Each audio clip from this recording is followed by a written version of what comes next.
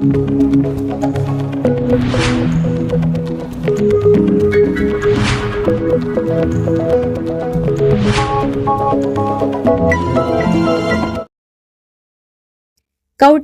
तालुक्यातील ढालेवाडी येथे 0 वायरमॅनचा शॉक लागून मृत्यू.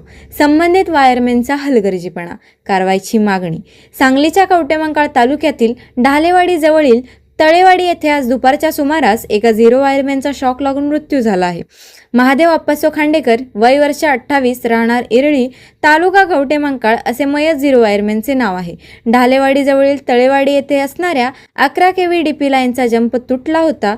तो जोडण्यासाठी वीज वितरण कंपनीच्या अधिकृत वायरमॅनने सदर जंप जोडण्यासाठी स्वतः डीपीवर चढणे गरजेचे असताना त्या संबंधित वायरमॅन 0 वायरमॅनला डीपीवर जाऊन जंप जोडण्यास सांगितले. तेव्हा जंप जोडत असताना उच्च दाबाचा विद्युत शॉक लागून खांडेकर यांचा जागीच मृत्यू झाला आहे. तर अधिकृत वायरमॅन यांनी जोखमीचे काम करणे गरजेचे होते.